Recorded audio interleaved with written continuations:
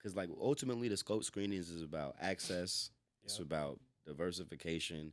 It's about really jumping over the systemic roadblocks that they put in front of black and brown and tan people in the film industry. Like black and brown and tan people and women too. Like the people that I want to see on sets don't be on sets. So like not only do I feel like the scope screenings kind of makes that not possible. Like there's at least 2,000 people in this particular city that can say like, yo, I've been to a film festival before. There you go. And before every single show, we have a raise of hands like, yo, who in here ain't been to a film festival? Mad hands go up. Can't nobody that ever been into a scope screenings ever say that. And it's so many black and brown and tan people that been to Coachella, they been to Summer Jam, they been to mad music festivals, not even understanding that, yo, a film festival is the same thing, bro. You literally watching movies, you getting drunk, and then you go to the after party.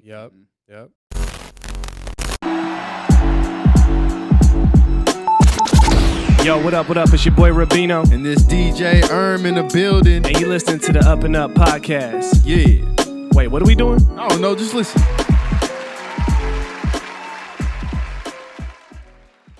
Yes. Welcome. What it do? Ladies and gentlemen, you're tuning to the UpNUp Podcast on the UpNUp Network. I'm your host, Rubino. And I'm DJ man. What's up, man? You got some energy today. Feels good, man. Yeah. That's why. New year? Yeah, new year. New year, new you? New episodes. You know, new everything. New everything. Yeah. There we go. Yes, 2024, man. If this is your first time tuning in, welcome to the show. As I stated, this is the UpNUp Podcast. This is the podcast where we're focused on cultivating culture. We do that by providing amazing stories of individuals, groups, movements, right? Right? The hustlers, the shakers, people who are breaking down barriers, taking up space, right? Yes, sir. And not only for all of us who are currently here, but for the next generation, right? Yes, That's sir. what it's for. That's what we're here for. I'm super excited, man. This is, like you said, it's a new year, new energy, right? But we still got the same family with us, right? Yeah. Always, man. So we want to make sure we salute and shout out all the family members, the consistent listeners, supporters, viewers, anybody who's been following the UpNUp and the movement. We salute you, and if this is your first time, welcome to the family, right? Yeah. Now getting that out the way, I'm excited, man. Shout out to everybody in the room, right? You know, you always got to acknowledge people in the room. Sometimes they get mad when I don't do it. You know, I know, I feel it.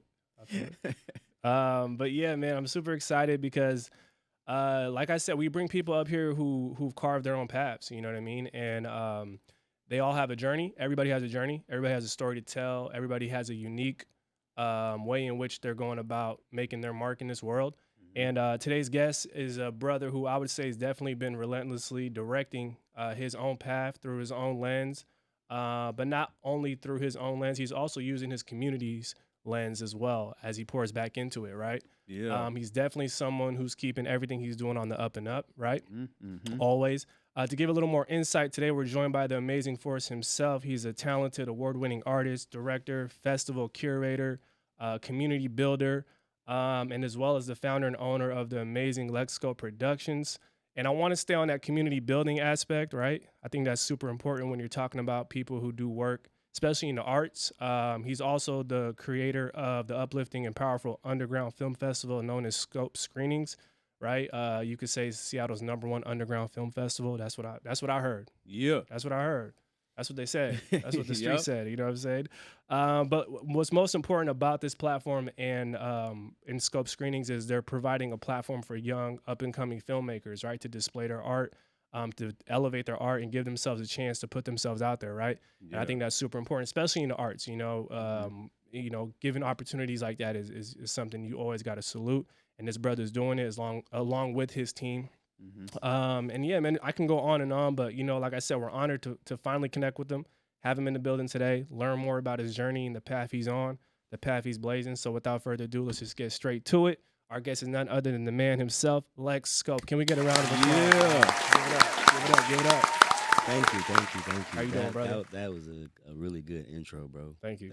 Hey, man. That was phenomenal. Hey, you know what I say. You don't miss, bro. You know what I say, though. Every good album needs a great intro, right? Oh, yeah. I got it. 5 stars. I'm definitely running the whole album through now. I want to hear the whole thing. Let's go. Nah, man, how you doing, man? It's a pleasure to have you, bro. No, I'm fantastic, man. I'm fantastic. I'm happy to be here. Thank y'all again for having me up here. I've been a fan very quickly. Yeah. It's very easy to become a fan. A lot of my peers and friends and people I even look up to have been up here. So I'm honored to be sharing the same space. Man, likewise, bro. Man. Thank you for sharing your time with us, man. Yeah, it's good to have you, man. Now we always start every episode with the quote of the day. And so, see, he knows. He's pointing at you. He didn't point at me because I don't tell the quote. They don't let me tell quotes up here. I told you, man.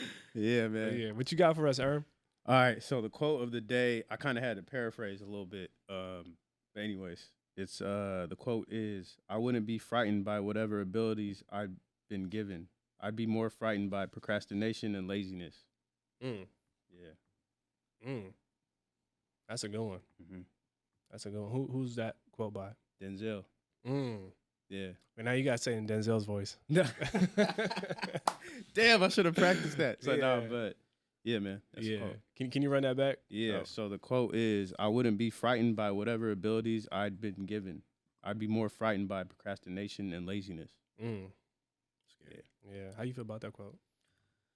I don't like people that procrastinate. I'm like a hypercritical person. So like if someone like has a problem and I deem the problem to be laziness, then it's a point of contention usually.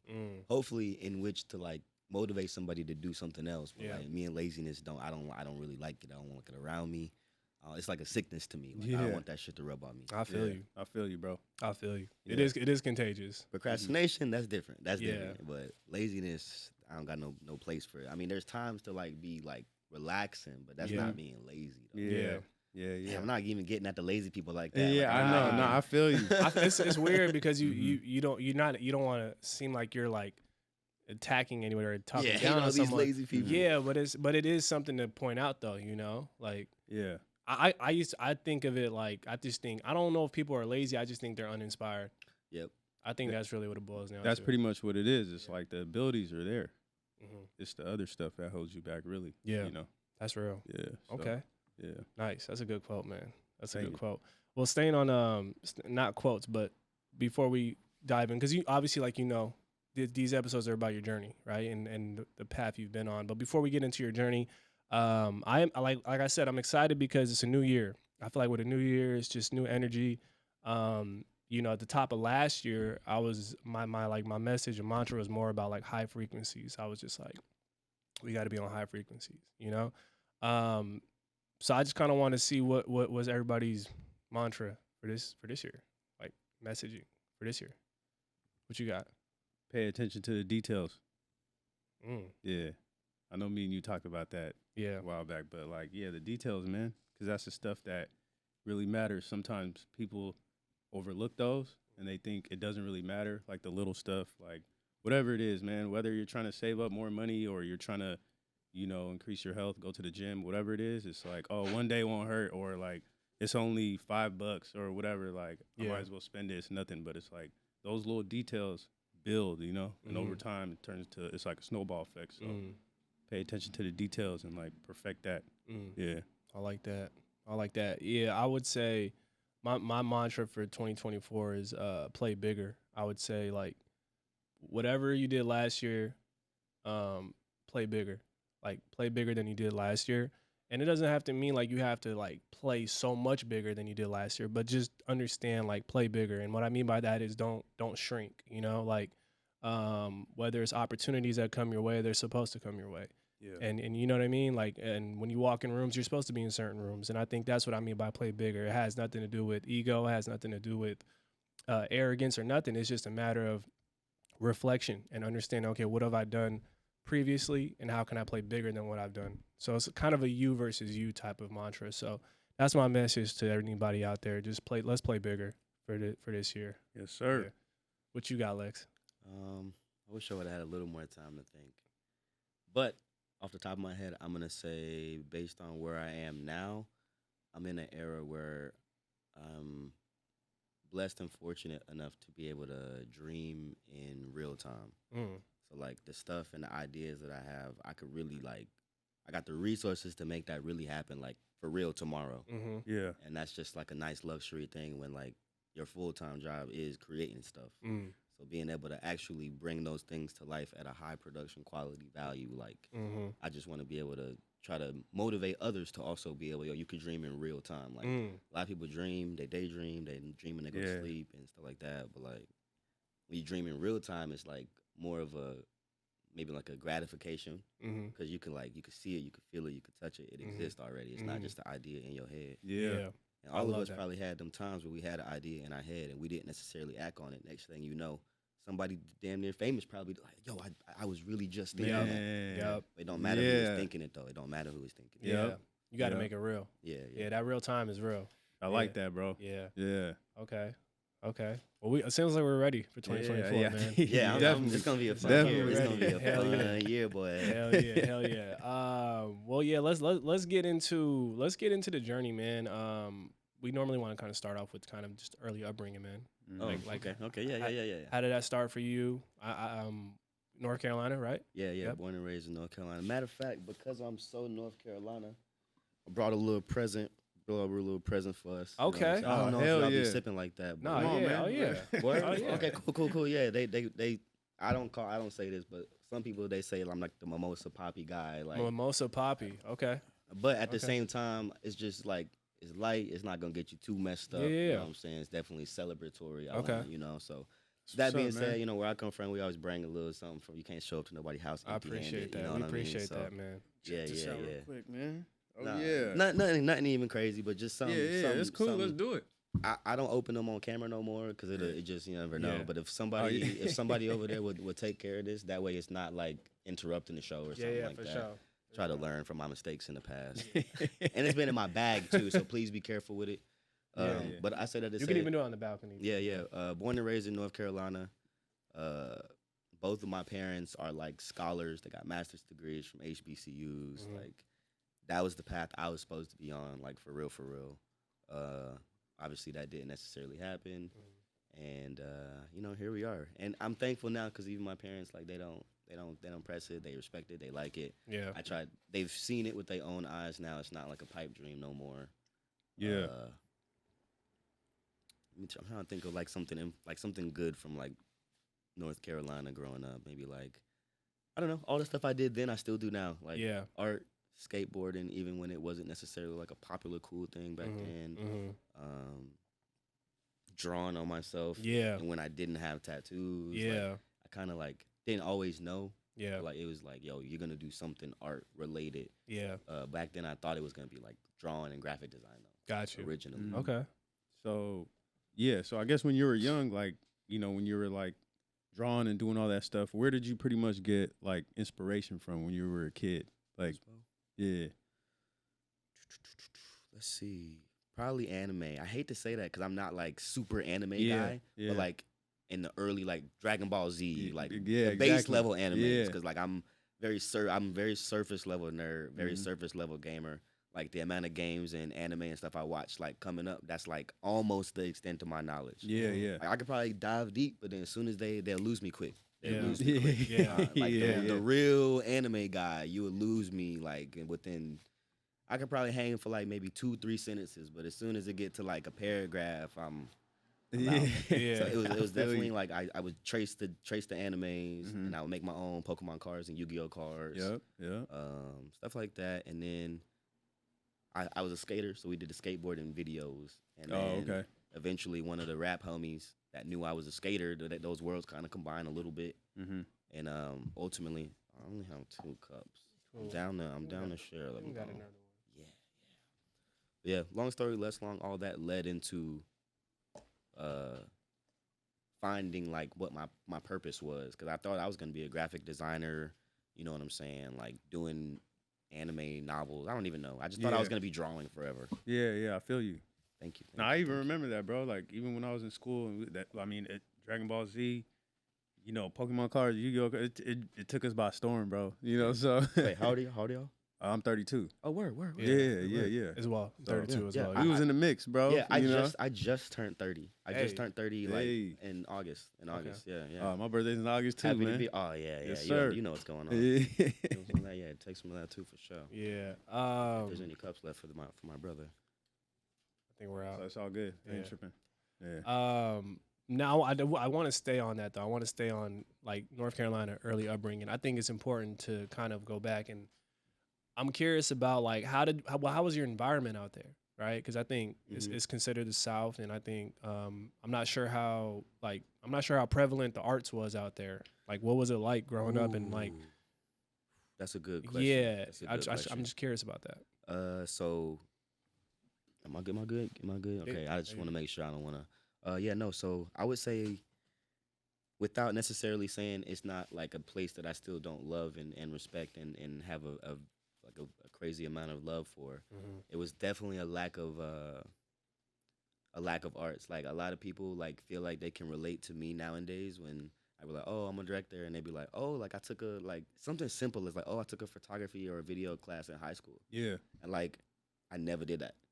We never had a photography or a video class in high school. Like, we might have had a photography class, but we definitely didn't have a video class. We had like this class, it was called like Sci-Viz. So it was like scientific visualization, where they would teach us like maybe like Corel Draw or like Microsoft Paint type stuff. But it wasn't really we definitely didn't have Photoshop. We didn't. But like, as I've been up here, I see all the programs y'all got up here, and I'm like, But like in the South, it's like a little bit more sports based. Like, our football team, popping. Yeah. Basketball team, popping. Yeah. Swim team, like soccer team. So things are like more steered towards that avenue. They definitely put a little bit more bread. Unless you went to a school of the arts. Like, my sister, she went to like a magnet school for the arts for a year or two. Got it. But like, most of the like, if you were a public school, they definitely putting more of their budget into, like, back then. I don't know about now. Yeah. It was definitely going into sports. So like, I played mass sports. Okay. Like, my dad was the kind of dad where you wasn't not playing sports. Yeah. If there was hella art activities after school, I probably could have got it off, because he was more about like, just don't go home and just be bored and just be in the streets doing nothing. Yeah. So he was like, yo, do an after school activity.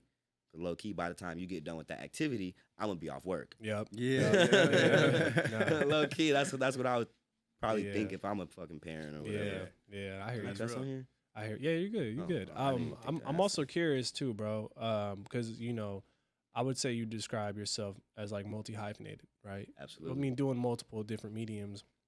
But what would you say is like the first medium that kind of like broke you into like just this creative journey? Professionally? I wouldn't say professionally, but the one that like you grasped to first. What would you say is the one that like really opened your eyes? Drawing. Yeah? Yeah, like, I still draw on my tattoos. It's like one of the things that like I don't necessarily monetize. It's just for me. Yeah, even to this day. Like, I still sketch in a little sketchbook. Like, I got like a little challenge I'm trying to do this year, like sketch one thing every 365 days of the year. Like, which isn't really a hard challenge, but it's definitely, I be forgetting. I got to do 2 today. Damn. Yeah. So it's cool. Yeah. So, I'm just always curious about the entry point. Yeah, like, it was drawing. Yeah, definitely like drawing. Wanted to be like an illustrator for graphic novels. Okay. I haven't thought about trying to do that in a long time. Yeah. Like, I would put out like a real book before I put out like a book of me drawing stuff. Got you. Yeah. So what were like some of the lessons you were some of the lessons you learned, whether it was like through sports or drawing or whatever, that you kind of applied like as you were like, getting older and going through college and stuff like that? So actually, I only lasted in college, like my parents both I lasted in college for like 6 months, maybe. That might be a stretch. Yeah, like college started in August. I might have been gone from college by December. Yeah. Type shit. So like, I can't never say what anybody that went to college did, because I went to YouTube University and like got here. So I can't even say that. I used to say it like, but now I can say it like, you know what I mean? Well, So I actually did some research, and I did see you did an interview with. You did some research. Yeah, you got to do that. You got to do that. You got to know who you're talking to, bro. You can't just bring people up here. Nah, but I did see you did an interview with Converge Media with T-Dub. Yeah, shout out to T-Dub. And I was watching that, and speaking of the college experience, one thing that you said that kind of like stuck out to me was, although it was short-lived, the reason it was short-lived was because you had so much clarity in terms of what you really wanted to do. And you found that passion early. You talked about that. Can you talk about like how important that is, that when you do find that passion, and if it doesn't essentially correlate with the path that you probably started, how important it is to kind of like lean into that? Like, what was that like? What was that process like for you? The process of just like when I had like the eureka moment, like the voila moment. Yeah. Damn. So that's a good question. That moment was kind of nuts, because So I initially went to college for the graphic design thing. Like I was like, yo, parents, I can like design brochures and probably billboards and stuff. This is my dream. I want to do art. It was like, all right, fine, go do it. By the time I got over there, hated it. I just not hated that. I just hated school. I hated the institution. I just hated whatever. It wasn't working for me. And there's a class that like all the art kids got to take. Like if you're whatever you're doing, if you're a video dude, a painter dude, a sculptor dude, whatever you are, you gotta go do the intro to sculpting or the intro to painting or the intro to whatever it is. So I was in the class with the video dudes, and like I just have. Damn. I'm gonna go back to that. Yeah. They just saw that I had like a unique style, so they was like, "Yo, you want to act in some stuff? We'll give you a case of beer or something like that." It was like 18 or something. So, so I was like, "All right, cool." I went to go do that. They filmed us doing some stuff like on a green screen infinity wall, and I'm like, "Oh snap!" First time ever seeing anything filmed. Yeah, I didn't even know. Like, I grew up in North Carolina, to your point before, where like I didn't even know being a director was a thing. I didn't know what a videographer was until that moment. I was like, "Yo, what class is this?" It's exposure. He was like, "Yo, intro to film." I was like, yo, I'm finna go do that. I'm finna go change my major tomorrow. And I think like that next week was the Christmas break. And like I said, I didn't come back from the Christmas break. My parents, they wasn't having that. Like partying too much, fucking around. Yeah. You know, nah, it's always dead for that. Yeah. But that's literally when I figured out, yo, that's what I want to do. You telling me I just acted, and to me, I got paid in beer. But I'm like, I didn't do nothing but just exist, walk around, and somebody was like, hey, come here. Yeah. And then just seeing what they did behind the camera as well, I was just, at that moment, I was like, oh, yeah, that's what I want to do. And I had already been shooting skate videos for a minute. Okay. So I knew how to edit videos. I knew how to shoot skate videos. Yeah. So like I was like, all right, bet. I could probably try to shoot a music video. It's cool. Probably try to shoot something else. It was cool. Yeah. First thing I ever got money for to shoot was my mom's remarriage to my stepdad. They might have gave me like $50. Yeah. Hey, but I mean, it's Mom Dukes. You gotta do whatever. It is what it is. And actually, I didn't even know I was getting paid. Like, I was just doing it. Hey, I got a video, and he slid me something after. I was like, oh snap! Like, nah. So, but at that point in time, I was back home from college. Like, I had already like failed. Like, I had already failed school. Everybody knew I went to school. He wasn't going to school no more. I didn't post about it on Instagram. I didn't talk about it. I don't care. It just was a thing that happened that I never talked about, and because it was, it sucks. Like, everybody else at school partying. I'm looking at this, social media's around. I could see niggas having fun. Facts, bro. I think it's also just kind of just human nature. Like, you start something, you don't finish it. You're gonna have that feeling of like, damn, like that incomplete feeling, right? Some people stand on that shit. They be like, I failed, and I want everyone to know. Yeah, nah. But I wish I was like that, but I envy that, because like when I do that shit, I mean, I might let Yeah, I'm not blasting it, and that's going viral because, like, you know what I'm saying. But you know what I realized too. I also feel like some people are just understanding of like the importance of the pivot too, right? Because I think like that's how I always look at it. I look at it like, man, I've tried tons of stuff in my life, and there's moments where I'm like, nah, I'm cool, and internally you feel that like kind of like, damn, I kind of just quit, But it doesn't last long once you find the next thing, and once you find that next thing, that thing is in the past, you know what I mean? And you're on to the next, the next journey, the next chapter. For real. Yeah. So, back home from college, what was like the next step? What was like the next stop? Like the transition from leaving college to like, now I'm doing my own thing. Yeah, well, it just came down to like, it's like still being North Carolina. There's just like, you feel like in that particular part, like I drove past like cows and horses to go to school every day, like barns, for real. Oh yeah, like, I feel you. Like if you in Puyallup or something like that, for real. So like, I think just overall, because I'm still like a kid that was like really on like Tumblr, and I really knew that all these dope other, like we had the internet, so you knew all these other dope places exist, and it's just like, I know this is not where I'm supposed to be at. Like I went to school here since like 1st, 3rd grade or whatever, and it's homies that I would have in like 11th grade asking me like where I'm from. Damn. And I'm like, bruh, for real here. Like, but I always dress like this. I always talk like this. Like, even over here, I don't sound like I have a Southern accent. Yeah. Then that's what I'm saying. It always just been this. I don't know why. Yeah. I have no explanation. So, like, nobody know where I'm from ever. Yeah. And whatever. But at the same time, like, that let me know, like, even a lot of branding, even a lot of things that are as big as they are, it really comes down to, like, geography for some weird ass reason. Yeah. Everybody has, and I get it, a burning sense of desire for like the place that you're from, I totally get that. Yeah. But when it comes to like that's the only thing of your personality, that's like kind of underwhelming to me now. Yeah. Like, especially if you like an artist or something like that. Like, what's your art about? My art is just about Seattle. Yeah. And that's saying like so much. Or my art is just about North Carolina, which is super dope. Yeah. But, like, who are you though? Yeah. As an individual. That's all I'm saying. Yeah, exactly. Like, I'm not saying nothing about like having hometown pride. That's totally different. Yeah. I'm saying like outside of your hometown pride, who are you and what do you do? That's real. Yeah. That's real. Because you gotta understand, like, that's your environment. That's what made you. That's what raised you. Exactly. But who are you? Exactly. Yeah, I like that. That's real. Yeah. Yes, I keep getting us derailed. That's my bad. No, you're good, bro. You're good. You're good. You got us thinking too, because it's literally like a part of you. It's not you. Yeah, you know yeah. what I mean? So once that kind of happened, I kind of like just like was traveling around a little bit.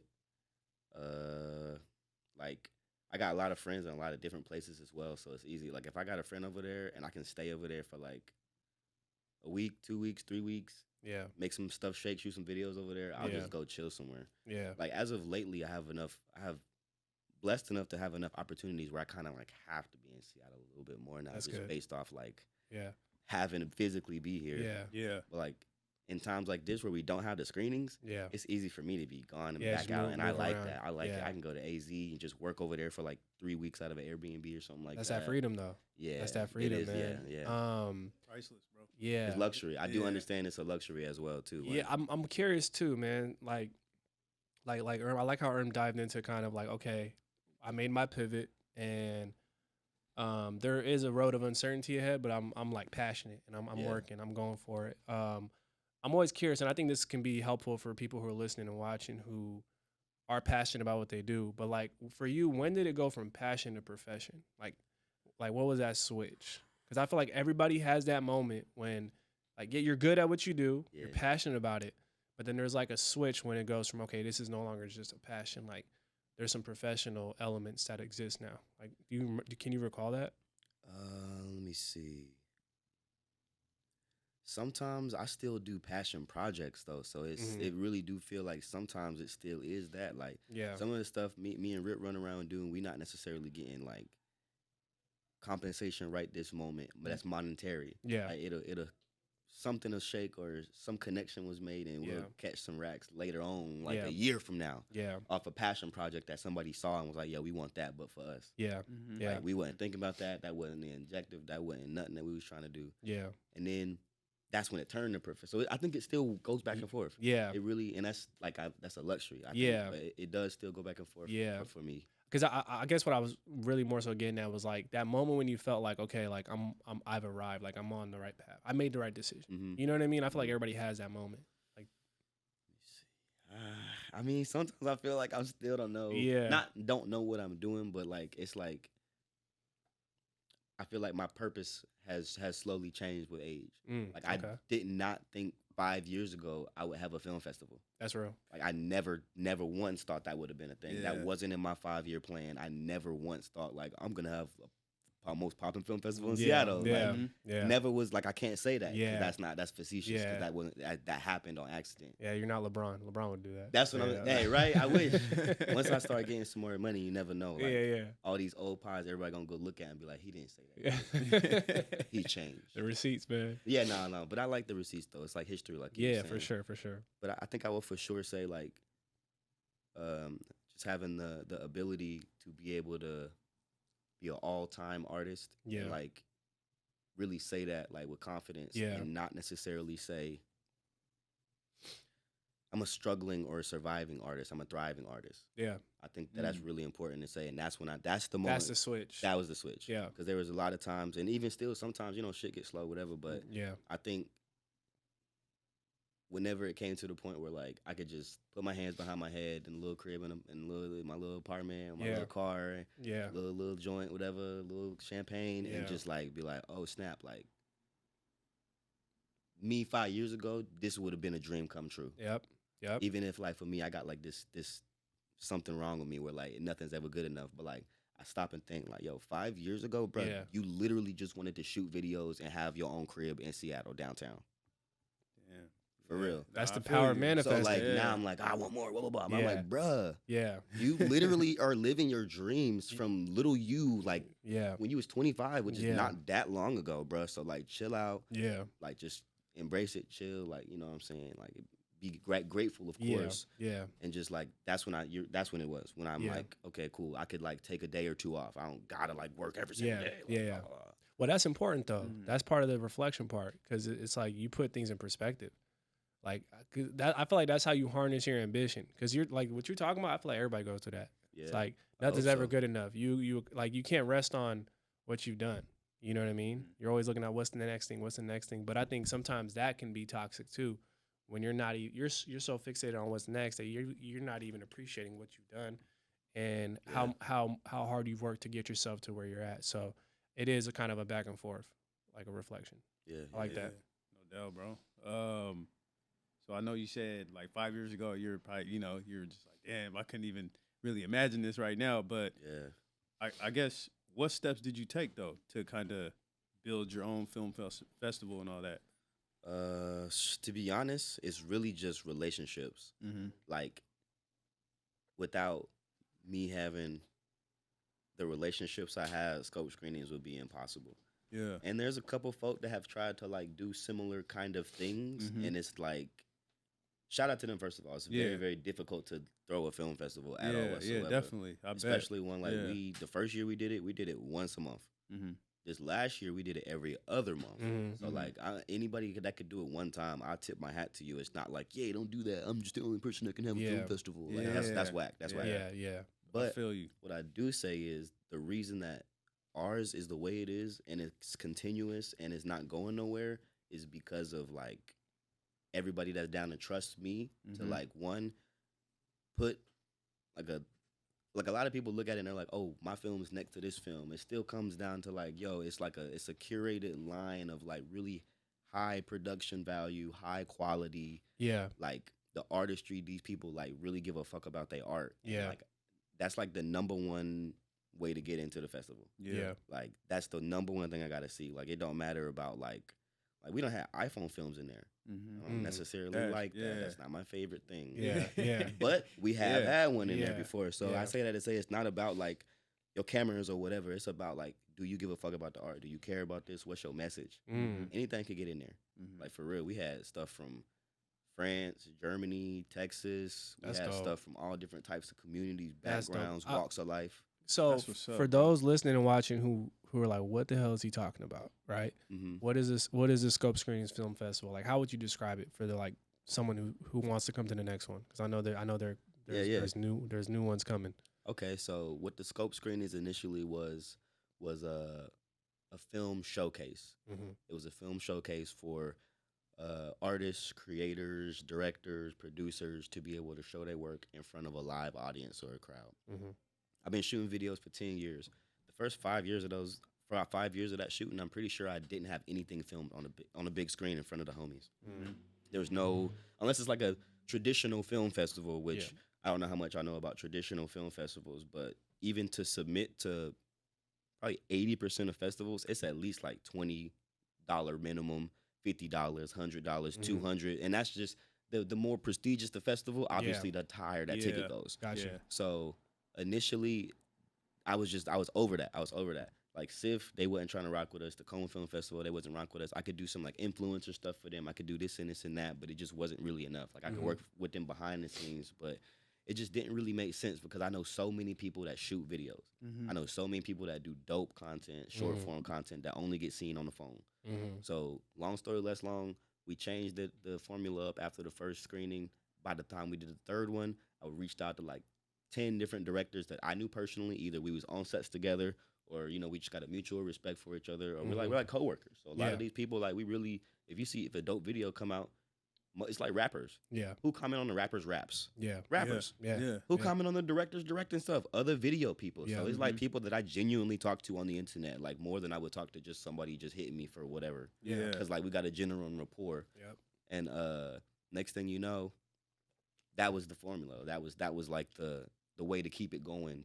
Because at first it was like I was trying to have it be a way to have like rappers. They have like albums they drop and they go do a show. So I was trying to do that in video world. I was like, all right, I'm a videographer. All these videos I shoot, what if I just like did a show? And I just had like a bunch of videos I played up there. The first one was kind of like that. It was experimental. By the time we had the second one, because the first one did so good, I just rushed into it and said, yes, we're going to do another one. Yeah. I done played most of my dope stuff for the first one. Yeah. So, like. You unloaded the clip. That's what I'm saying. So, it's like, all right, well, what we locked in for the second one. I don't know what we're going to do. Start making calls. Yeah. Start hitting the homies. I know and have told them, yo, I love this video. But it could have been from whenever. And I was like, yo, I like this. I hate my man Perry. Yeah. I was like, yo, I like this video that you and Aaron did mad long ago. I've been told y'all this. Can I put it in something? Cool. Hit Tezza. Like, I know people that, like, really, I hit Will Jordan. Yeah. Hit, like, Gifted Gab. I hit all the people that I know that was, like, heavy hitters. And then I know some also people in the film realm, like Converge Media, Omari. He's been one of the biggest supporters of this. Like, from since before we even started season 1, I was on T-Dub's show. Like, so he been right there. He's had mad stuff in there since. So just being able to, like, hey, y'all trust me? Let me just put this. Nobody know what it is yet. Nobody knows what it is yet. I know. Nobody knows. So it's nothing. It's just more so like trust. So it really came down to relationships, trust, and just really kind of communication, but being able to communicate an idea that like don't exist yet and have people like kind of back you on that. So it just turned into the number one spot to show your film. We got like 150 people in the audience now, big screen, snacks, merch. We got people coming in, giving like little TED Talks, Lex Talks after every single screening. Like it gives the directors, the producers, like a voice. That's fire, bro. Man, bro. That's fire. I gotta pull up, bro. Easy. I put y'all on the list. It's yeah, good. I know the guy. He'll let y'all in. Yeah, I just love that, bro, because I think that's dope. Just listening to what you were just saying, what it told me was like sometimes there's only so much we can do by ourselves. We not me. Yeah. We not me. It's only so much you can do by yourself until you start looking at your network, you start looking around, you start networking across, you're like, oh shit. And then it becomes way bigger than you. And then actually the impact becomes even way bigger than what you could have done by yourself.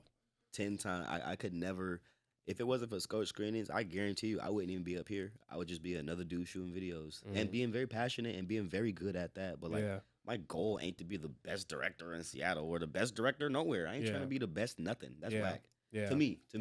Like, I get it. Like, it's a competition. Everything is a competition sport, but that's not my goal. Is to be the best nothing. Yeah. Like, if that's a goal, that's like first of all, that's a subjective goal. Very subjective. Like, in your brain, you can say that, but like everybody else still might not think that. So now what you gonna do? Yeah. It's just like I want to have like something that like I could stand on it. Yeah. And it's a fact, like versus just like something I think. Like, that's right. I could have thought I was the best 5 years ago, and then I already accomplished that goal. Now what? Yeah. I mean, you should think you're the best, but either way, it's not gonna really. I know some motherfuckers. Yeah. No, it's like like that mentality where like you should think you're the best. I got humbled too many times. That's what it was. I got humbled too many times. I was like, oh. Yeah. Word. Yeah. I'm still fire, but like. Yeah.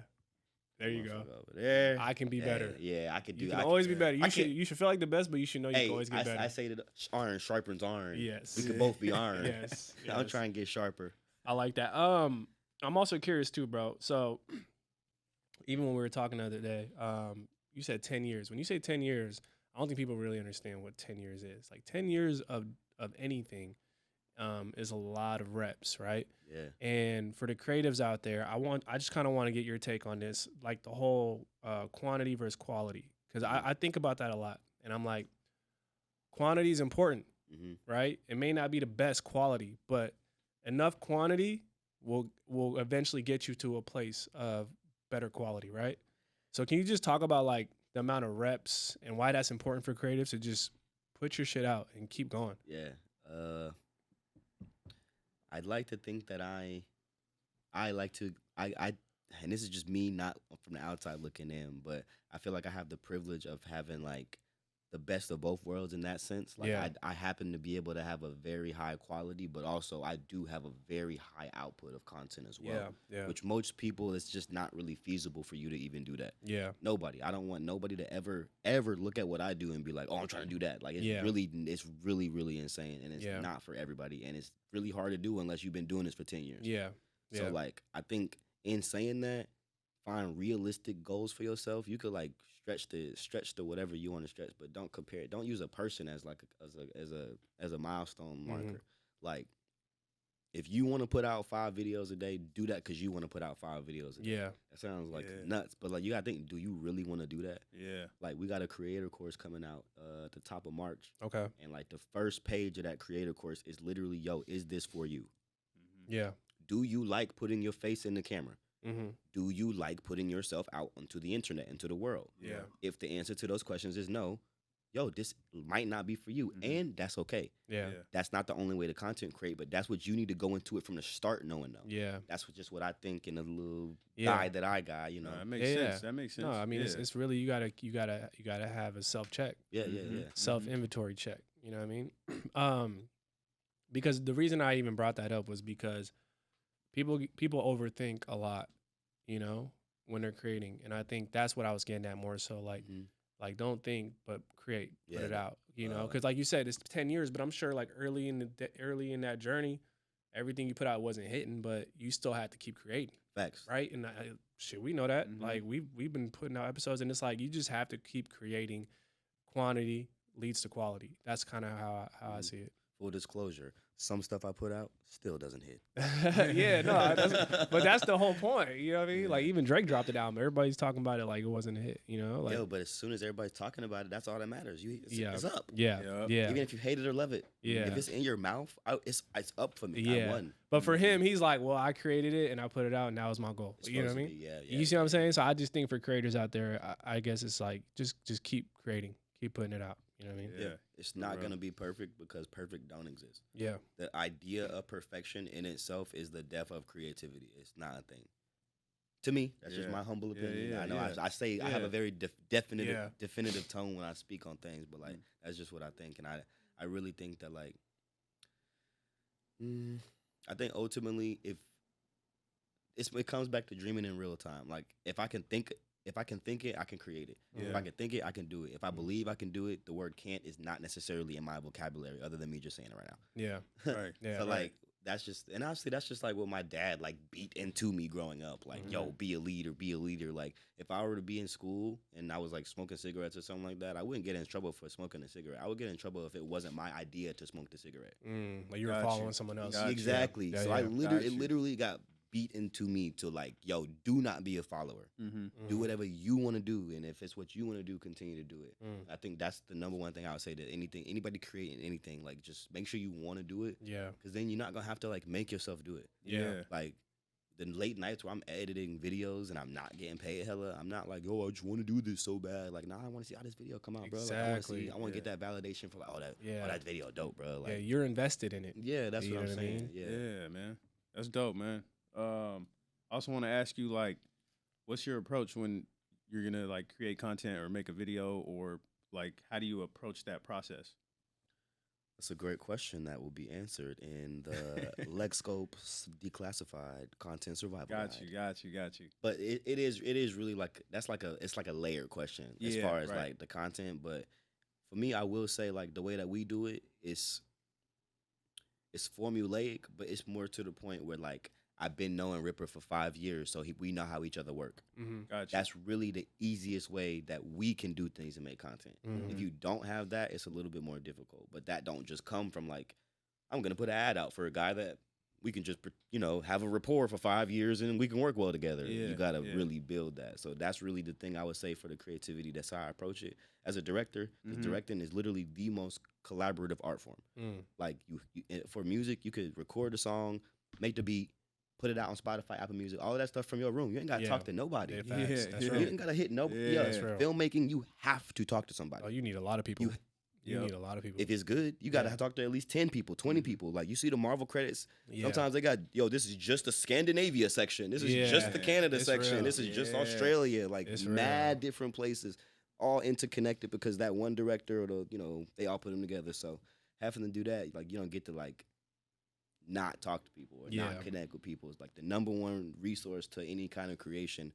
I think should just be like who you know, your network. And I know network is your network, but like for real, like who you know is way, way, way, way more important than like sometimes even what you know. I know a lot of motherfuckers that just be there because they just are really pleasant to be around. Yeah. Can't even be hating on that. They're just really pleasant to be around. So hey, just come be. Obviously, that come be on set. Hey, what do you want me to do? Just chill, make sure everybody good. Yeah. No, that's actually real. Like, we were talking about this with the homies, and I was like, how I'm starting to think, or not think, but I'm starting to feel like what's more important is positioning. You know, I think a lot of times people compare like popularity to positioning, and I think what you're just talking about is like, I think positioning is way more important than popularity. Mm-hmm. You know what I mean? Like, back to the relationship aspect, right? Like knowing certain people, having certain relationships, being able to put yourself in certain positions that maybe someone who may be more popular would never be able to be in. You don't think those two things go hand in hand? They do. They definitely, the best of, if you can have both, that's what I'm thinking. No, I'm not saying one is better than the other. I'm saying is the goal is to have both, but I do feel like positioning is probably the one that might be the most important. I agree. A lot of the powerful people that I know actually try their hardest to not be popular. Which I only understand as of like, I probably say for like from 21 to 25 or something like that. I think I woke up like every single day with the goal to try to be famous. Yeah. For real, deadass. Yeah. And I do actually think that will happen for me at some point in my life, because I'm not just going to not continue to grow and whatever. But I just think that by the time that happened, I wanted it so bad when I was young. Now it's like, I mean, not that it won't be cool, won't be awesome. Like that's what I feel like it's kind of in my brain, it's so far gone for that shit now. Like I don't care about that shit. Like at this time now. Like when I was younger, it would have been lit. It would have been tight. It would have been awesome. When I'm like, bro, I'm about to start chilling soon. Like I'm about to start like mature perspective. I'm about to start kind of. I'm not even in the settling down point yet. Yeah. But I might be like 2 stages before that. Yeah. So I'm like, you know what I mean? I'm about, see it's coming. Yeah. And it still like might be some years in those stages too. I feel like, I feel you. But like I'm definitely not trying to be like. I still value privacy. That's what. Yeah. So well, the popularity thing, you don't even control that, because you can be popular tomorrow, and it's not your choice. You know what I'm saying? Like, so yeah. I love that you said that, because whenever I inevitably get popular, I want it to be for something that I choose. Yeah. I don't want to get viral off some whack shit. I don't want to get popular or famous off some clown shit or something accidental. I want it to be like intentional. I want it to be my vision. I don't want it to just be. Like I've had some random TikToks that'll blow up. I delete it. I don't want it. I don't want it like that. Because it wasn't meant for that. I don't want it like that. Especially if it's some goofy whatever. I'm like, nah, that's not. Because then that's just like the box that you in. Yeah, for You're sure. just the dude from the thing over there. Like I was on the cut a bunch of times. Yeah. Most of that was positive, like whatever. But I'm looking now like, all right, I want to control my narrative. Yeah, there you go. That's what it is. Yeah, you gotta be intentional about that. For sure. They'll paint it for you fast. 100%. They'll tell your narrative for you, and now that's just stuck because somebody with a bigger voice than you done said something about you. 100%. And I don't got like the biggest voice. I'm still like a micro influencer. So like, 100%. It's just one of those things where I just always want to make sure like my story is being told by me. That's real. I feel you, man. It's like a bad nickname you can't shake sometimes. You know what I mean? Yeah. No, I feel you. Yeah. I want to ask you. I mean, this is a little personal within the film industry, but like, you know, there's some. Maybe people that are behind the camera that be like, okay, now I kind of want to try being in front of the camera, and then there's some people that are on camera that are like, oh, I kind of want to do directing. So I guess for you, put my shades back on. For you, what's like, I guess, something in the film industry you're kind of like, I kind of want to try that. What you mean? Like something different than you've done before, if there is something different. Like still in the film industry? Yeah, I guess. Pretty much like, oh, I kind of want to write something, or like I've been behind the camera for so long, I kind of want to write or produce or something, you know, like take on a different role, pretty much. I always speak on this because I like a lot of my stuff don't go viral. A lot of my stuff don't necessarily resonate with everybody. A lot of my stuff don't because I'm like not necessarily the most relatable person. All of the TikToks be relatable. All of the stuff be like somebody looking at something being like, oh, I could do that, or I see that in myself. And unfortunately, the way my life is set up, a lot of the times that's never going to be the case for me. Yeah. So even in that sense, damn, what was the question? Pretty much like what other role within the film industry? Gotcha. I got a bad memory. No, it's all good. I'm right back on track. Yeah. I'm in a privileged position enough to already be signed to like an acting agency. Okay. And I do get to be in front of the camera. So like there was a couple years ago where I was on where was I? I was on there's a dope ass film company around here, Swim Team, and Campana was doing a short film for them. If y'all know about TJ, he dope. He dope artist around here. Campana was doing a short film called Matter of Time, and he brought me on as a producer, basically for that role. So that was already something different I was doing. So he brought me on as a producer. I brought on a couple people. I helped out on behind the scenes because I had some short film knowledge and stuff like that. And then something happened. Somebody wasn't available, or I don't know what happened. It's not for me.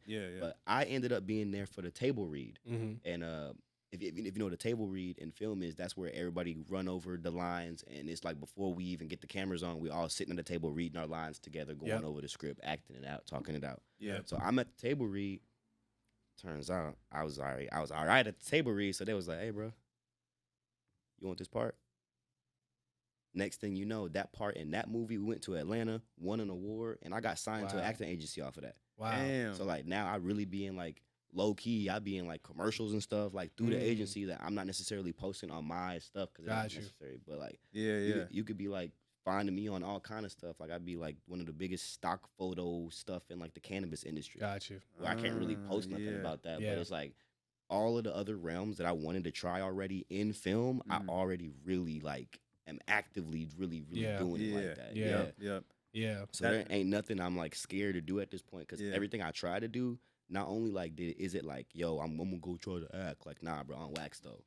Like not what I want to do. This was already going on. It's already happening. We already signed over here. Shout out to Tammy, All About You agency. You know what I'm saying? Yeah. She's been holding it down for like a year or 2 years, stuff like that. Yeah.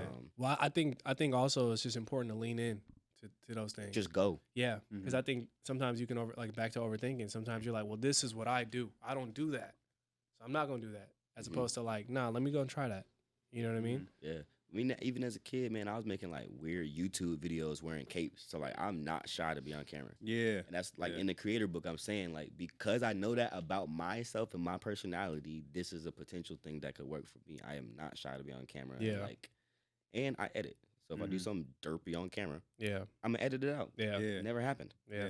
So it's just, again, I always just know that me, myself, I like to just think of myself as like a privileged individual in aspects like that, especially when it comes to like navigating this creative industry. There's a lot of things that I've learned along the way that I would like to be able to instill into other people because I don't know if it's the norm. Got you. Because like a lot of that stuff I'm answering because I'm like, I could do anything. I really in the film industry because I just know that I have enough weight on my name to try something out and they're gonna believe he could probably do that. Yeah. Like if I went to go try to be like a professional crocheter or something like that, like they're gonna be like, That's very niche right there. Yeah, exactly. That's what I'm saying. Like, bro, really? Yeah. I hear you. That's why I was like, Finny, I know you did a lot too. That's why I was like, let me see if there's something that he probably wanted to try that he didn't. I really do. So like one of my number one goals is in life too. Like this is on my bucket list. I want to be a celebrity paleontologist. I do. I really do. That's one of the first things I ever wanted to do is to be a paleontologist. But being a celebrity one, I do think is a little bit more attainable for me. I don't want to go to school to be a paleontologist. I don't have time for that. But I do think that once I become a celebrity, they will allow me to go paleontology with somebody. It will happen. Yes, sir. I know it's like a random one-off goal, but that is something. Nah, man. Well, the good, universe just heard you. Yeah. Hell yeah. The universe just heard what you said. So and the second thing is NASCAR race car driver. Oh, really? I would like to try that a couple times as well. Those are the two things that I would be anxious to go do that I would like to do before I'm off this earth. Okay. That's what's up. That's dope.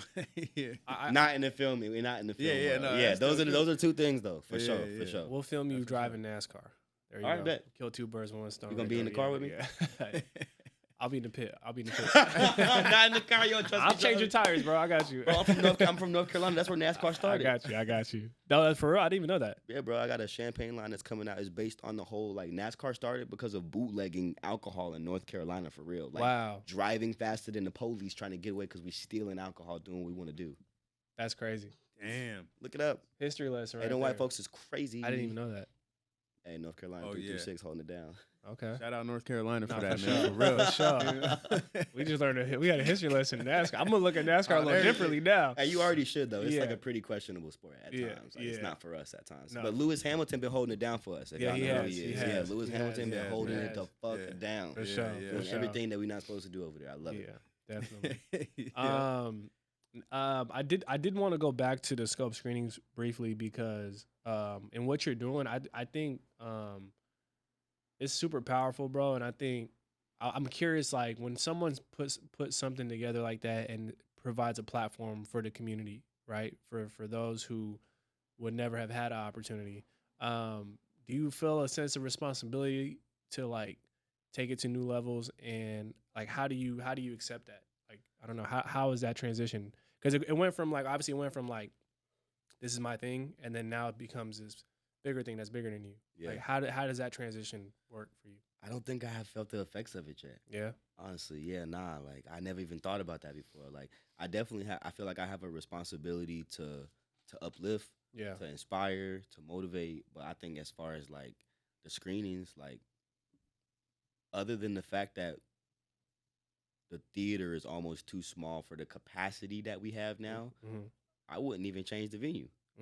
Like I'm not really in it for what everybody else think. Yeah. Because the people that like everybody knows that it's dope. It's for the community. It's not no narcissistic weirdo shit. Yeah. Like everybody knows. So I don't have to like. Yeah. I don't feel like I have to prove nothing to nobody. No, for sure. Or whatever I was trying to prove. I think I already proved it. Yeah, for so sure. At the very least, like I want to just sustain it. There you go. And like. So I got like a little angel on this side and a little devil on this side. Little angel's like, yo, just sustain it. Like we already were doing so good. It's totally fine. Everybody love it. The little devil is like, no, we need to make this shit a spectacle. Yeah. We need to make this shit the illest shit anybody ever seen in their life. Yeah. So I be stuck between those two. But we're in a good place right now to be able to negotiate with, you know, the venues, and they see what we do, and luckily they respect us and talk to us nice in the emails.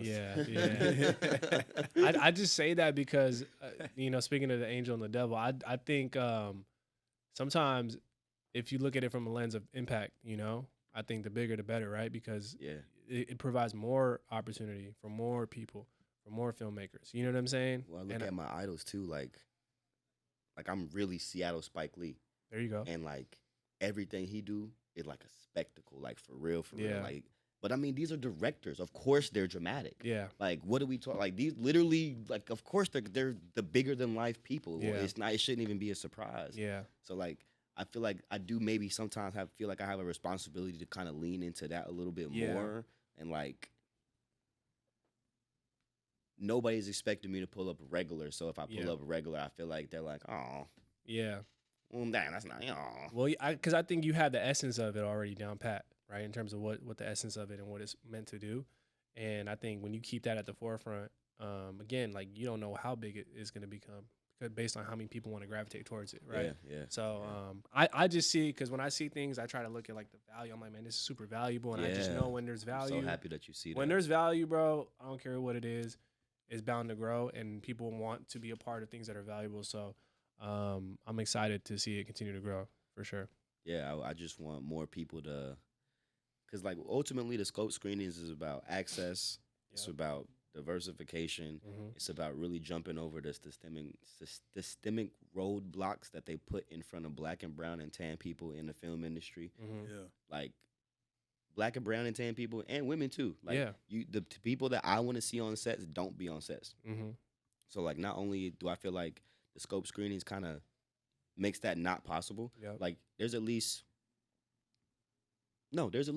2,000 people in this particular city that can say, like, yo, I've been to a film festival before. There you go. And before every single show, we have a raise of hands, like, yo, who in here had been to a film festival? Yeah. Mad hands go up. Can't nobody that ever been into a scope screenings ever say that. And there's so many black and brown and tan people that been to Coachella, they've been to Summer Jam, they've been to mad music festivals, not even understanding that, yo, a film festival is the same thing, bro. You literally watching movies, you getting drunk, and then you go to the after party. They nobody know that though, because nobody ever been to a film festival. I'm gonna be at the next one, for sure. I'm gonna make one, and that sounds cracking. We have the party. We got alcohol and food getting served to your seats. Oh yeah. You don't want the babes to have to get up and go do stuff. You know what I'm saying? So go ahead and get that delivered to the chairs. got the after party, got the after party. All the artists, the directors, they get to get up on stage and really talk their shit for like that moment. Yeah, and that's the thing that stuck out to me when I did see kind of the recaps you guys put out. I did see the right there. He be going crazy with them photos. Yeah. Shout out to you, man. I just saw those. I saw the artists and the creatives like be able to speak to their work, and us being up here, having people come on our show. We've seen it firsthand where sometimes people who've done a lot of work, a lot of times they don't get a chance to speak about it. Yeah. Right. Yeah, and so when you give people that platform, I just see the power in that, bro. So that's dope, man. No, I love it. I just had to come back to that. One thing I did want to kind of before we get you out of here, I did look into was you're still a student of the game.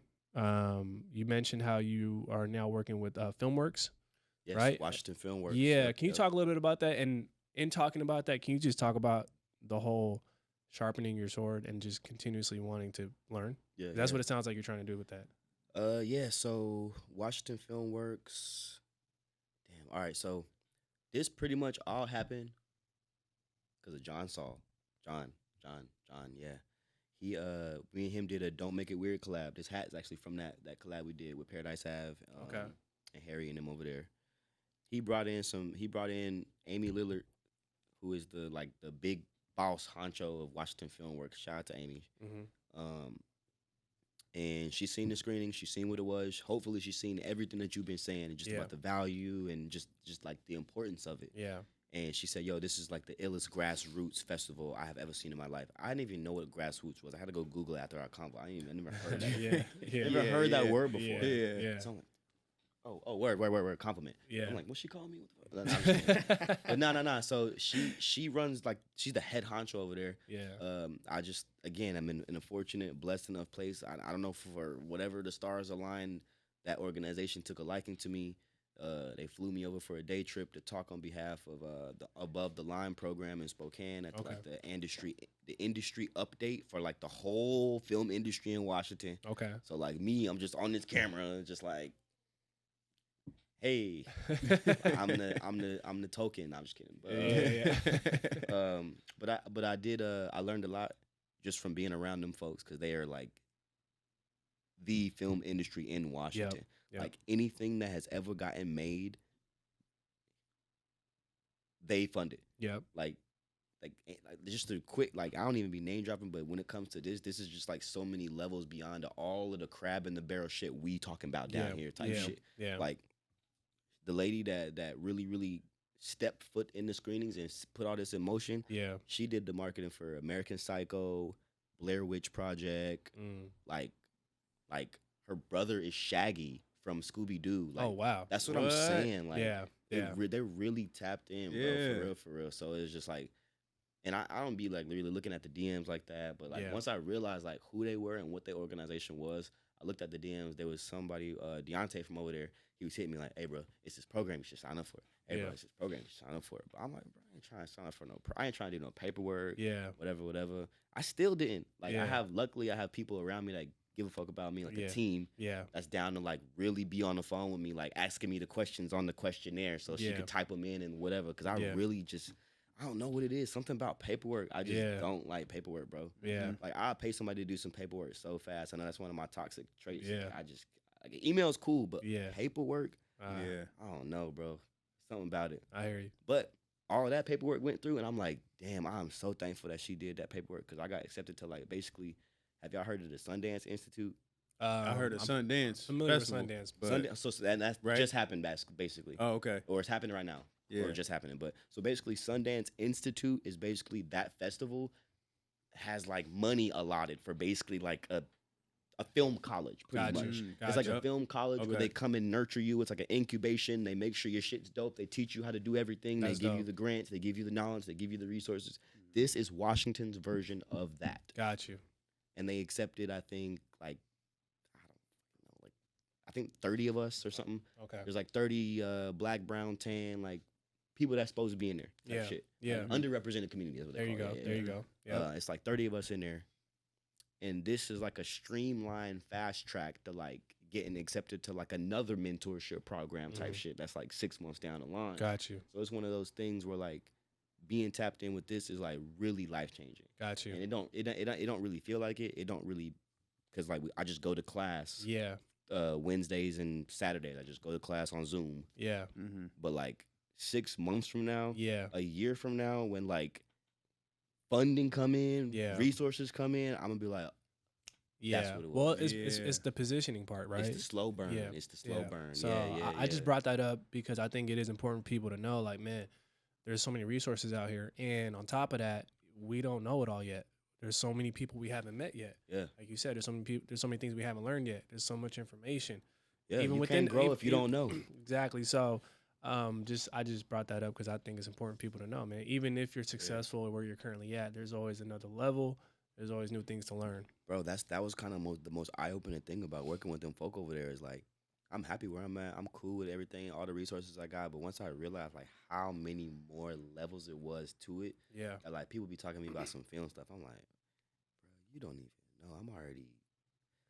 I already found the people that you think you should be talking to, and it's not me. Yeah, it's them. Yeah. And once it's just like that like yo, I got humbled. Yeah, quick. I was like, oh. Yeah, but that's the best feeling sometimes. Yeah, not in a bad way. Yeah, either. No, it's the best feeling. It's like, oh, there we go. I'm happy to know there's something else out there. It's a good feeling to be able to go back to like kind of a new ground zero. Yeah, I love that because that just shows you like, okay, now I'm trying to. If I hit the ceiling, I'm gonna get bored. Yeah, you know what I mean. So it's all about continuous growth, man. Yeah. Now I always ask every guest this question, but I'm just curious, what excites you for the future? Like when you just look out, like what excites you? It could be near, it could be far, but I'm just curious. The exciting thing right now, I think, is I'm in a place where all of the people that I would have dreamed of working with, or I really wanted to work with, or just like where I thought I was supposed to be, maybe like 4 years ago, I'm really there now, and these people I could really work with. I could hit them up. Like I somehow am the director of videography for Q Nightclub. Nice. Oh wow. Yeah. I like the Kanye shred. No, seriously. No. It's almost like confusion. Yeah.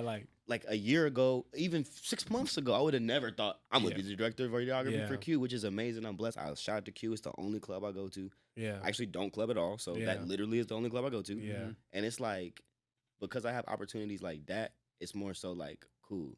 That's like a really good job. Yeah. Yeah. Okay. I didn't even mean to do that. So it's more so just like stuff's happening now that I felt maybe I'm just like a crazy person, but I'm like, well, that should have been happened.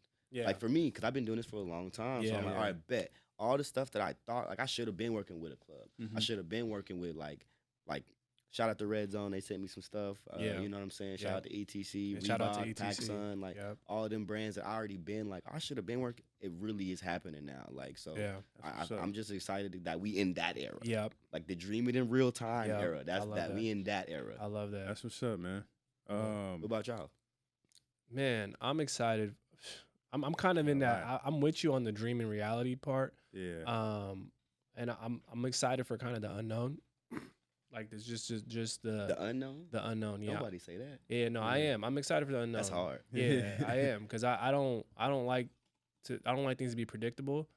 You know, and I get bored. Yeah, and I'm excited for those moments where you got to make a decision quick. You know. In a good way. So if that makes sense, but yeah, I'm excited, man. But I'm dreaming in real time, just like you, bro. Yeah, man. You really put it in perspective when you said that too. So yeah, I'm with you on that. It's nuts, cause like I was like, man, I wish I had more time to think about this question. Like y'all had really good answers. Yeah. I feel like y'all thought about y'all's answers first.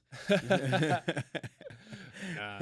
So I'm happy that it still resonated. Yeah, that's good. That's good. Cool, man.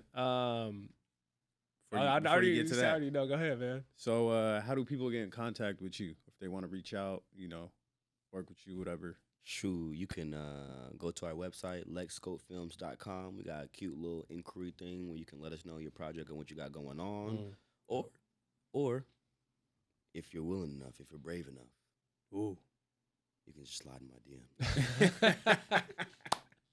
Because like I do be on my phone all the time. I do check it. That's probably the most direct way to get it. Yeah. Like, so like I get a lot of DMs though. I really do get a lot of DMs. So like after a point in time, like it depends on what it is. I see everything. I would like to think that some stuff go over the top.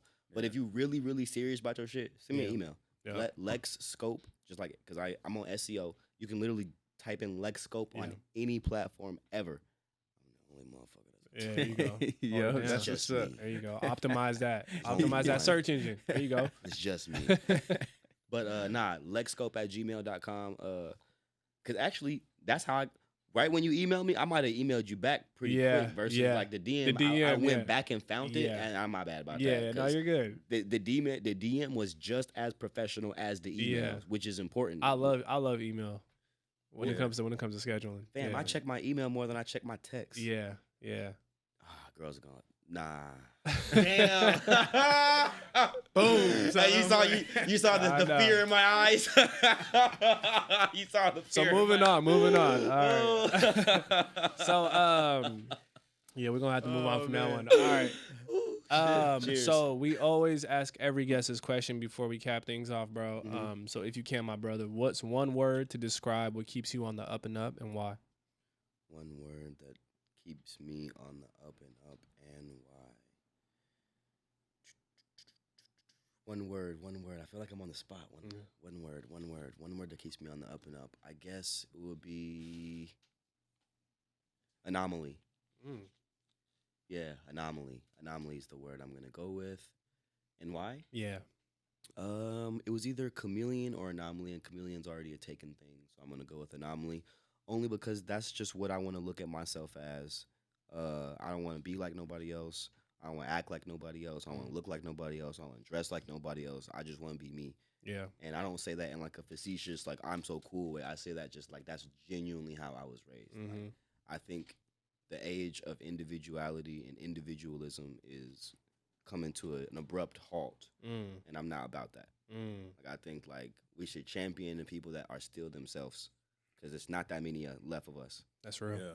And damn, I ain't mean to serious this out either, but like that's what I think. I think the people that I want to move forward, keep being myself. And when I see people that are themselves, those are the people that I resonate with. Those are the people I want to work with. Those are the people that I want to be in relationship with, friendships with, platonic, whatever, or even anything. Like you got to be yourself to be around me. And like it's crazy because like you know how they say people got like a gaydar. I got like a fake nigga or a fake R or something like that, where it's like, I just that shit be going off. I'll be like, nah, dog. I don't know. I can't even do it, dog. I can't even do it. Yeah, I put that in the Urban Dictionary, bro. For sure. And like, I'm not even mad at them folks either. I just got to keep that over there, though. Yeah, that's what I'm saying. I hear you, bro. I hear you. What about y'all? Y'all got to say a word now, too. I got to find a way to put that word in a quote one day. Anomaly? Yeah. Yeah. I'm gonna hit you like, hey, how do you spell that? I don't know yet. I don't even know. We're still working on the word, guys. It's still developing. Fake nigga. Oh, man. Nah, that's dope, man. Anomalies, actually, that's the first time we've gotten anomaly. Yeah, for the one to word. be real, that would have been the first time we would have got chameleon too. Yeah. So either way. So both of them. Either way, it just fits. It fits perfectly. Like no other word. Cool. Yeah. Nah, man, Lex, we appreciate you, man, for being here. Am I gonna say a word? Oh, you want us to say a word? What was my word? Put me on the spot, huh? Yeah. My one word that keeps me on the up and up is God. That's always been my word. Yeah. I just seen a Pharrell interview earlier. That was about to be but I was like, don't copy Pharrell. But I feel like that's genuine. If you're gonna copy anybody, though, Pharrell be pretty cool. No, that's genuine for you. I've heard you say on Mini like that you're blessed, and even when you're stressed, you're blessed. Yes, always, bro. Always, man. So I think that's genuine. God's my one word. Yeah. Yeah. God for sure, but legacy too. Yeah. Just, leave something behind, man. We ain't gonna be here forever, so that's real. Yeah, that's real. That's real, man. I'm the oldest. I'm like, my mom is like, "Yo, what's up with them kids?" Oh yeah. Oh man. Yeah. He's like, but look at all these movies though. That's what I'm saying. Like, we could drop a part 2 for that, for just that right there. You know what I'm saying? Yeah. Nah, man. But like I said, Lex, man, we appreciate you for being here, bro. Spending time with us, man. For real, bro. It's an honor. We enjoyed it. And again, man, like just keep doing the work you're doing. Keep paving the path, man. Keep impacting. Keep pouring into the community the way you're doing it. We salute you always. You guys support with us here at the Up and Up always. Always, bro. With that being said, I think it's safe to say, man, Lexscope is officially a member of the Up and Up. Can we get a round of applause? Thank y'all. Man. Thank y'all so much for having me. Thank y'all so much for having me. Hey, yo, please don't die. That's about to drop on the 14th too on Patreon only. Okay. Yeah. Let's go. Yeah, try and get some Skrilla. Go stream that. To continue supporting the podcast and the entire UpNUp movement, be sure to rate, review, like, and subscribe. As well as follow us at _the UpNUp on all social media platforms to stay connected with everything the UpNUp has coming your way. Thanks for listening, and until the next one, keep it on the Up and Up.